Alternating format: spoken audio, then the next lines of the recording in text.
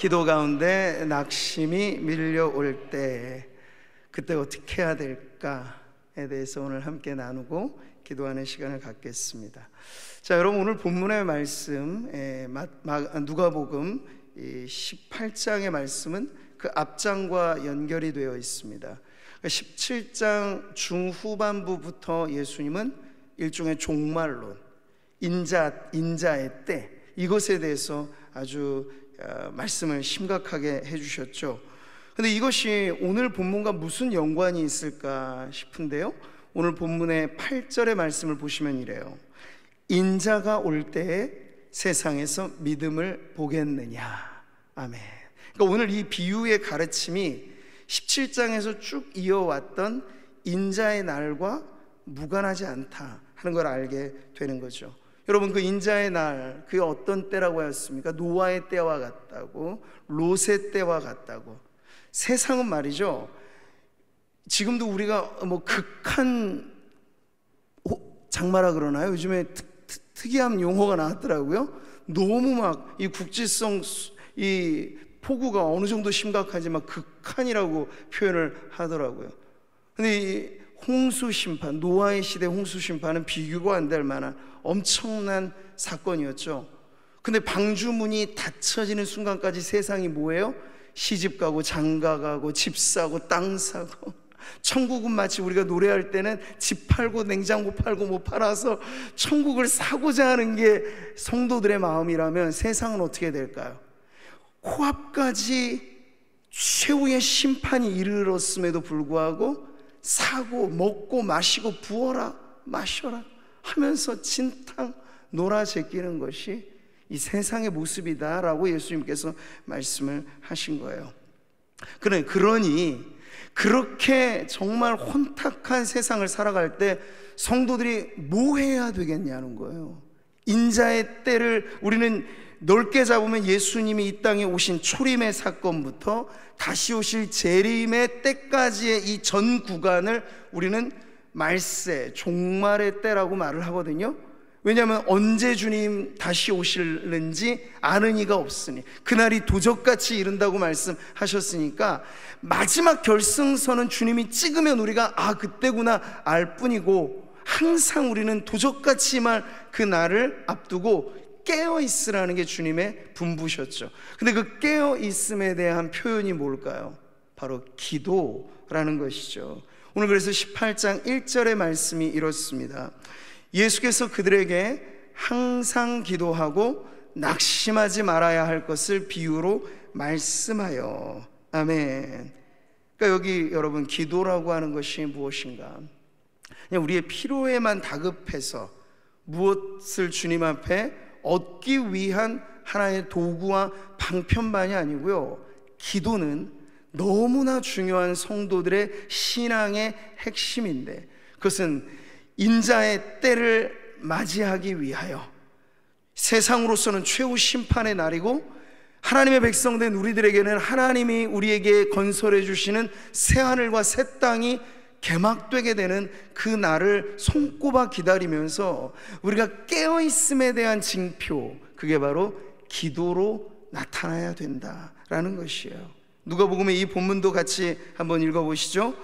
이러므로 너희는 장차 올 이 모든 일을 능히 피하고 인자 앞에 서도록 항상 기도하며 깨어있으라 하시니라. 아멘. 그래서 저는 성도들에게 이 기도를 이렇게 폭넓게 이해하라고 말씀드리고 싶어요. 기도는 거래의 도구가 아닙니다. 그것은 그러면 내가 필요할 때만 하는 게 기도가 되잖아요. 나 뭐 필요해서 하나님께 달라고 할 게 있을 때만 기도가 나온단 말이죠. 근데 그게 아니고 이건 우리의 삶의 표현이에요. 아멘 주 예수여 어서 오소서. 이 마라나타도 가장 짧은 기도를 담고 있잖아요. 어서 오시기를 간구하는. 그러니까 성도들의 기도는 이토록 정말 이 세상이 무질서해지고 죄가 더 파렴치해지고 더 극악해지는 최후 심판의 날이 점점 더 가까워오는 게 분명한 이런 때를 살아갈 때 나 깨어있음, 이것을 증명해 주는 것이 바로 성도들의 기도라고 할 수 있는 것이죠. 자, 오늘 본문을 보십시오. 예수님은 이런 가르침을 따라서 다시 한번 강조를 하시는 거예요. 인자의 때 그냥 자포자기하지 말아라, 두려워하지만 말아라. 뭐 하라는 말이야? 항상 기도하라고 주님이 말씀을 하시는 거죠. 자, 그런데 이제 이 명령을 받은 우리들에게 있어서 오늘도 우리는 금요철에가 사실 그러한 순종으로 이 자리에 나오신 거라고 저는 믿는데요, 쉽지는 않죠. 네. 이 더운 여름에 그냥 고정된 자리에 앉아만 있어도 엉덩이에 땀이 송글송글 맺히고 가만히만 있어도 막 습해지고 하는 이런 때 뭔가 열을 내고 기도한다는 건 매우 불편한 일입니다, 사실. 근데 그럼에도 불구하고 이 자리에 나오신 분들은 대단한 분들이세요. 많고 많은 성도들 중에 저는 이 금요철야 새벽 기도의 자리를 지켜 깨어있는 성도들이야말로 하나님 나라의 1등 공신이라고 믿습니다. 그렇게 자부하셔도 돼요. 왜냐하면 기도는 인자의 날, 최후 심판의 날을 대비하며 살아가는 교회의 가장 중요한 증표가 되기 때문이죠. 근데 이 기도가 쉽지 않다는 게 우리에게는 문제예요. 몸으로는 이 자리에 왔지만 예수님의 겟세마네 동산의 제자들처럼 주님은 피땀 어린 기도를 드리시는 그 현장에도 피곤에 지쳐 낙심에 젖어 졸고 있는 제자들이 꼭 내 모습 같을 때가 있다는 거죠. 그래서 오래된 복음성가가 이런 우리를 잘 대변해 주잖아요. 기도할 수 있는데 왜 걱정하시나요? 기도할 수 있는데 왜 염려하시나요? 기도할 수 있는데 왜 낙심하시나요? 기도하면서 왜 방황하시나요? 왜라고 콕 꼬집어 물으면 답하기는 어렵지만 우리 안에 기도하면서 드는 생각, 마음의 초조와 불안과 염려와 걱정들이 기도하는 우리 안에 있다는 사실을 부인할 수 없는 거죠. 왜 이런 일이 생길까요, 여러분?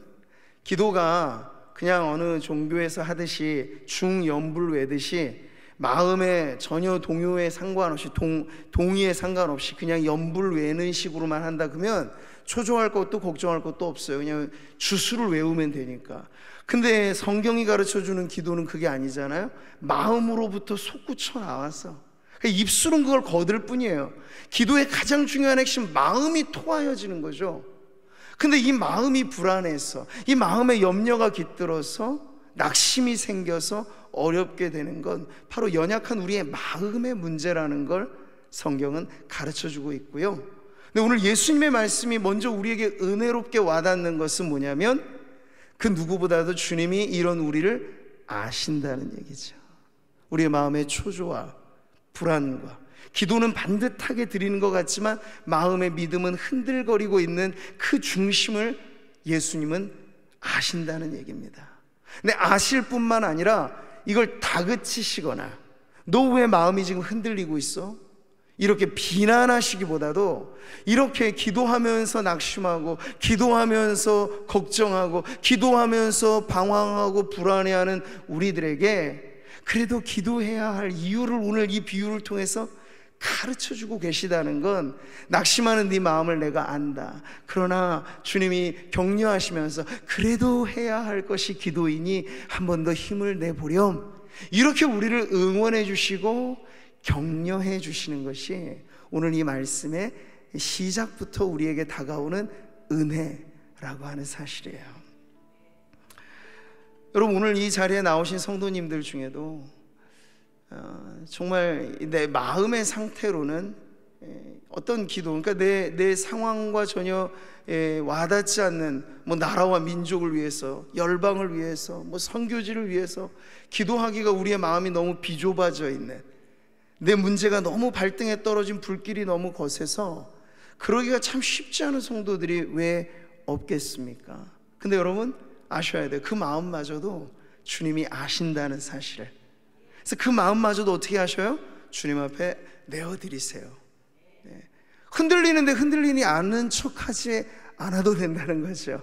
그래서 주님 앞에 그럼에도 불구하고 주님은 이 두 가지를 우리에게 아주 정확한 균형을 갖추고 말씀하신 거예요. 흔들려요, 그래도 기도하라는 거예요. 기도해요, 그래도 흔들리는 거예요. 그럼에도 불구하고 우리가 흔들림 속에서도 하나님 앞에 기도하라고, 바로 지금 지금 기도하라고 말씀하시는 이러한 때 우리가 주님 앞에 계속 말씀을 나누기 전에 한번 이 오래된 찬송 복음성가로 우리의 마음을 좀 아뢰고 싶거든요. 어떤 낙심이 있으십니까? 지금 집중해서 주님의 말씀을 듣고 기도의 자리에 내 마음 풀어놓기에 어떤 어려움이 혹 있으신가요? 네, 그런 것까지도 다 주님 앞에 내어드리시고 우리 편에 서셔서 우리에게 기도를 응원해 주시는 예수님 앞에 우리의 마음의 고백에 찬송을 한번 부르면 좋을 것 같습니다. 기도하세요. 지금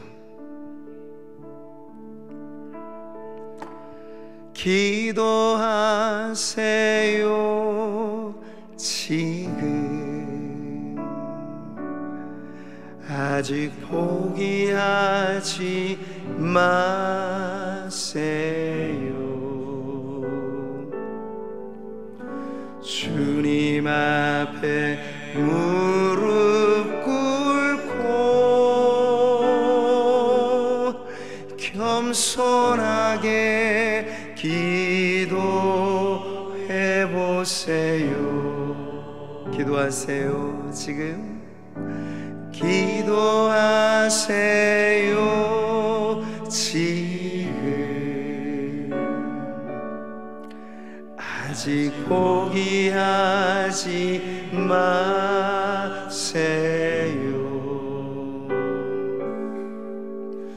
주님 앞에 무릎 꿇고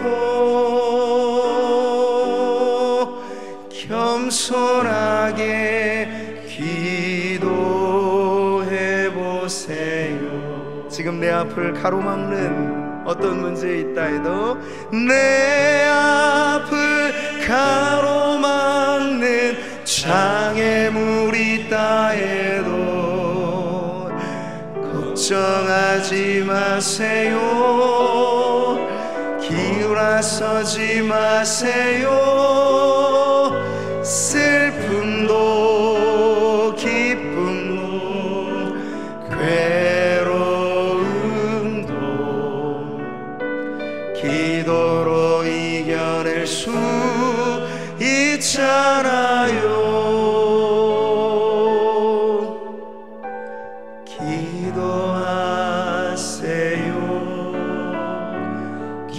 기도하세요.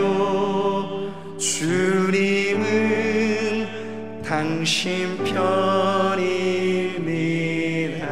자, 우리 2절로 고백해 볼까요? 기도하세요. 지금 아직 포기하지 마세요.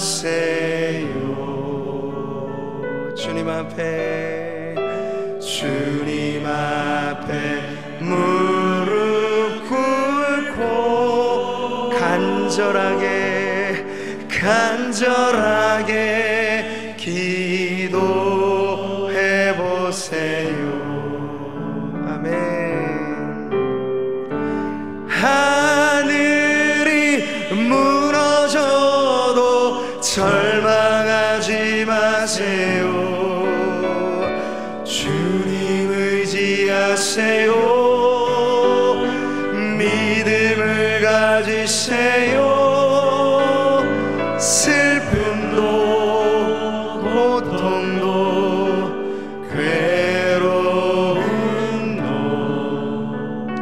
기도로 이겨낼 수 있잖아요. 내 앞을 가로막는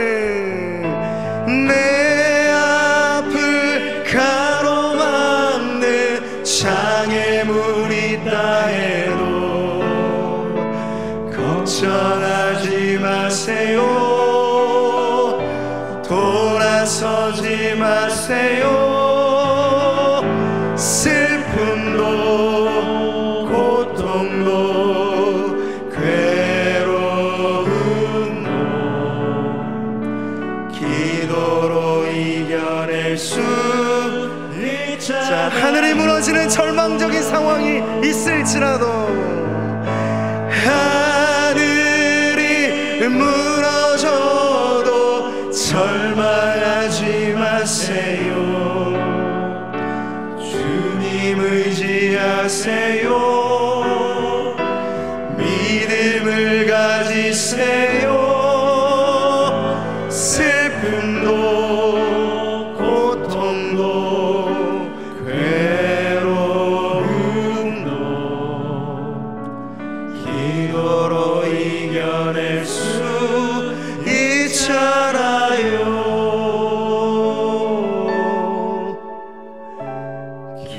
기도하세요. 오늘도 주님은 항상 기도하라고 말씀하세요. 쉬지 말고 기도하라고 말씀하세요. 왜요? 주님은 기도하는 우리 편에 서 계시기 때문입니다. 기도하세요. 기도하세요. 기도하세요. 기도하세요.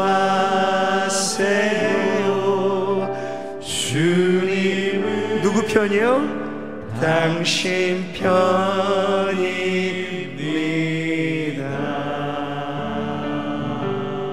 아멘. 자, 우리 옆에 있는 성도님들 한번 격려의 박수 보내주시면서요. 네. 기도하는 성도님 힘내십시오. 그렇게 한번 응원해 주시죠.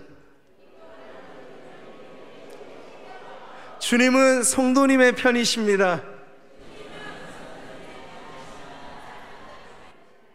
그 사실만 생각해도 힘이 나지 않으세요? 하나님이 나의 편이시니, 네. 천만인이 나를 둘러진쳐도 나는 두려워하지 아니하리로다. 네.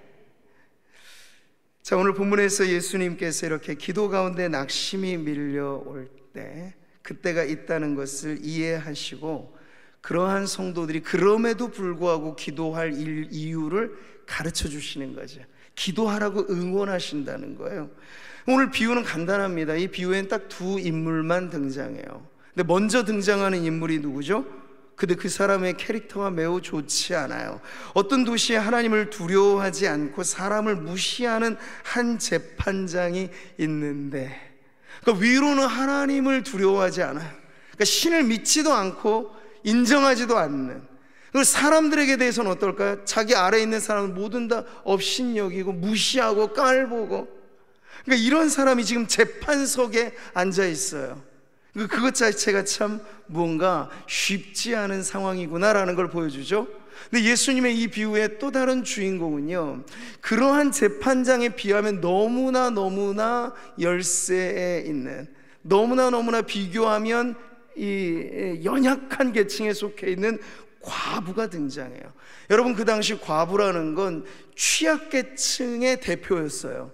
누가 도와주지 않으면 생계 자체가 이어지지 어려운 그런 과부인데요, 여기 등장하는 이 과부는 무언가 자신을 괴롭히는 원수가 있고 그 원한에 한 맺힌 과부라는 걸 알 수 있죠. 보니까요, 그 도시에 한 과부가 있어 자주 그에게 가서 내 원수에 대한 나의 원한을 풀어주소서 하되, 여기 보세요. 불의한 재판장이 나오고 한 맺힌 과부가 나옵니다. 이 조합은 매우 불안한 조합이에요. 뭔가 기대할 만한 것이 있을까요? 없잖아요. 이 재판장은, 이런 과부는 그 송사를 들어보지조차 않아요. 그냥 서류조차도 보지 않고 원고가 올린 송사를 그냥 제껴놓는 재판장이라는 거죠. 그걸 알까 모를까. 근데 이 과부는 그럼에도 불구하고 하소연할 대상이 이 재판장밖에는 없어서 자주 자신의 모든 시간에 올인해서 이 재판장에 가서 억울함을 토로하고 이 원한을 좀 풀어달라고 하소연하고 있는, 말하자면 예수님은 비유는 지어낸 이야기인데 극과 극의 상황을 지금 연출시킨 것이죠. 이보다 더 나쁠 수 없다 싶은 극과 극의 악한 상황을 지금 보여주고 계신데, 오늘 이제 이 비유가 하나의 전환을 이루는 부분은요, 계속해서 이런 상황이 평행선을 긋고 있다가 어느 순간인가 전혀 꿈쩍하지도 않을 것 같은 이 불의한 재판장이 변화되어지는 이야기로 넘어가게 되죠. 자, 이 말씀 같이 보세요. 그가 얼마 동안 듣지 아니하다가 후에 속으로 생각하되 내가 하나님을 두려워하지 않고 사람을 무시하나 이 과부가 나를 번거롭게 하니 내가 그 원한을 풀어주리라. 그렇지 않으면 늘 와서 나를 괴롭게 하리라 하였느니라. 아멘. 이 말씀을 보면 재판장이 뭐 개과천선했다는 얘기가 없어요. 하루아침에 이 사람의 인격이 뭐 좋아졌다거나 하나님을 믿게 됐다거나 그런 얘기가 없어요. 단 한 가지 이유 때문에, 그렇게 무시하고 깔보고 들어보지조차도 않으려는 이 과부의 한 맺힌 원한을, 그 과부는 정말 죽을 때까지 말할 것 같은 심정으로 도무지 내가 더 이상 무시할 수 없을 만큼 나에게 어제도 왔는데 오늘도 와요, 오늘도 왔는데 보니까 내일도 올 것 같고, 그 과부가 죽든지 내가 죽든지 양당 간의 결단을 낼 것 같아요. 이 과부를 보니까 그 끈질긴 모습에 재판장이 항복을 한 거예요. 두 손 두 발을 다 들어버린 것이죠. 이게 예수님께서 이 비유의 1차적인 결론으로 말씀하시는 부분이에요. 봐라, 세상에서 하나님을 모르고 사람도 무시하는 이런 불의한 재판장 있어도 끈질기게 하소연하고 도와달라 하면 그거 번거롭고 힘들어서라도 들어주는 이 경우가 있다는 걸 보라는 거예요, 1차적으로는. 그러면서 이제 오늘 예수님은 이 비유의 진실을 가르치시고 싶은 그 내용으로 돌아오는 거죠. 성도들에게 기도는 하는데 낙심이 있고, 기도는 하는데 흔들리고 방황하게 될 때, 그럼에도 불구하고 우리가 항상 기도할 수 있는 이유를 가르쳐 주시는 거예요. 이렇게 최악의 상황에서도 무언가 변화가 일어나는 이 과부의 끈질김을 이제 예수님은 성도들의 이야기로 가져와서, 오늘 말씀의 비유의 핵심의 결론은 여기죠. 6절과 7절의 말씀이에요. 주께서 또 이르시되 불의한 재판장이 말한 것을 들으라. 하물며 하나님께서 그 밤낮 부르짖는 택하신 자들의 원한을 풀어주지 아니하시겠느냐? 그들에게 오래 참으시겠느냐? 아멘. 참, 이 1차적인 결론을 넘어 가장 중요한 핵심은 바로 여기에 있습니다. 예수님은 불의한 재판장과 한 맺힌 과부의 조합에서 이제는 그것과는 정극단에 있는 아주 좋은 조합을 보여주고 있어요. 그 조합이 뭡니까? 하나님이 택하신 백성들과 선하신 하나님의 조합을 보여주고 있는 거죠.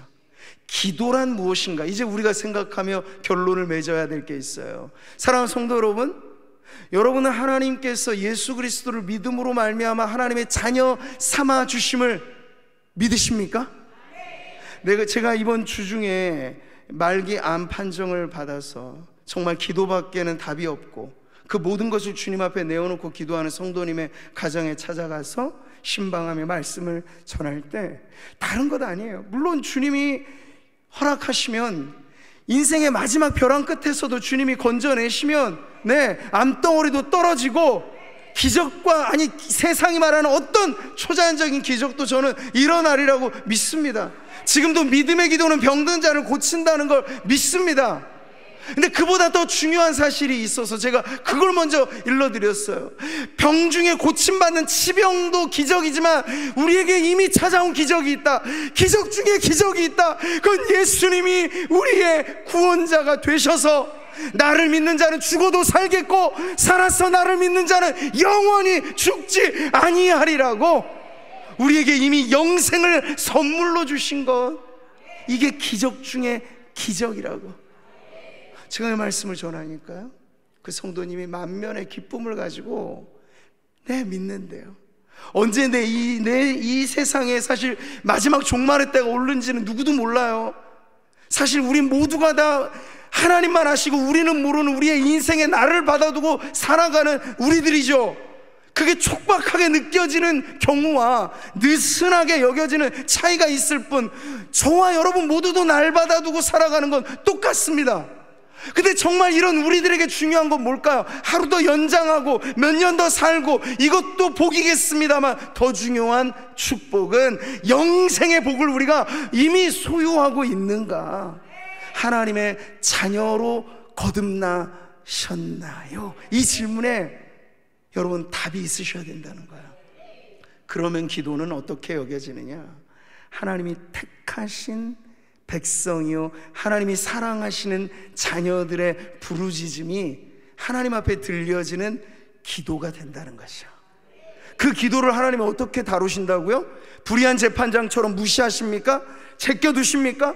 나 중요한 일 너무나 많아서 너같이 하잘것없는 그 기도는 내가 들어볼 수 없겠어, 이러시냐고요? 아니라는 말이죠.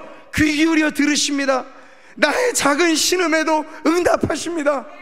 여러분이 숨조차 쉴 수 없을 만큼 다급하고 절망스러운, 그래서 정말 땅이 꺼져라 한숨만 푹푹 나오는 그 마음의 탄식까지도 하나님은 들어주신다는 거예요.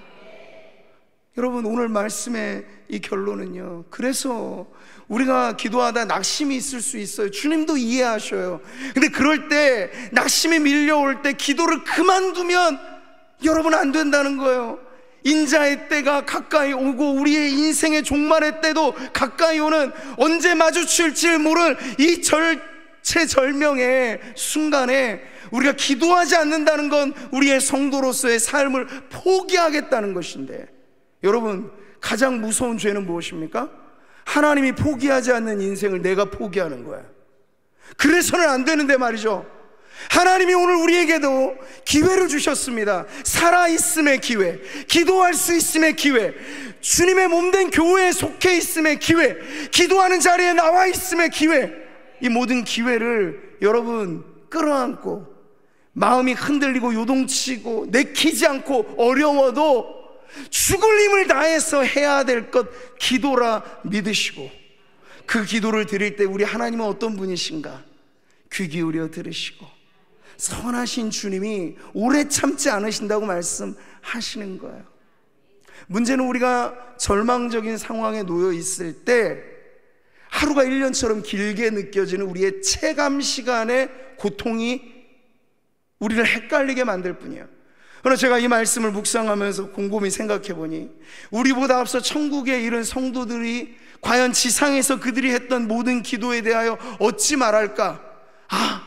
내 인생 끝나 내 마지막 종착역인 이 천국에 이르러 보니 내가 그 땅에서 불렀던 모든 기도의 노래와 흘렸던 기도의 눈물이 여기 와서 보니 모두 다 응답되었구나. 내 인생에 관하여 선하신 하나님은 한 번도 나를 실망시키지 않으시는 분이셨구나. 네, 그런 성도들의 고백이 있을 거라고 저는 믿어요. 그러니 우리도 오늘 지금 조금 힘들고 어렵고 흔들리고 방황하고 그러더라도 기도하세요. 그 기도가 우리 주님에게 들려지고, 그리고 우리 하나님께서 오래 참지 않으신다 하셨으니 여러분의 그 탄식과 부르짖음에 속히 응답해 주실 것입니다. 오늘 그 믿음을 가지고 주님 앞에 기도하는 우리 모든 성도님들 되시기를 주님의 이름으로 축복합니다. 우리 같이 찬송 부르시면서요 기도하는 자리로 나아갈 텐데요, 기도 가운데 낙심이 밀려올 때 다시 한번 너무 조급해하지 마시고 하나님 앞에 여러분이 누구인가를 생각해 보세요. 불의한 재판장이 바라보는 과부처럼 그러진 않을 겁니다.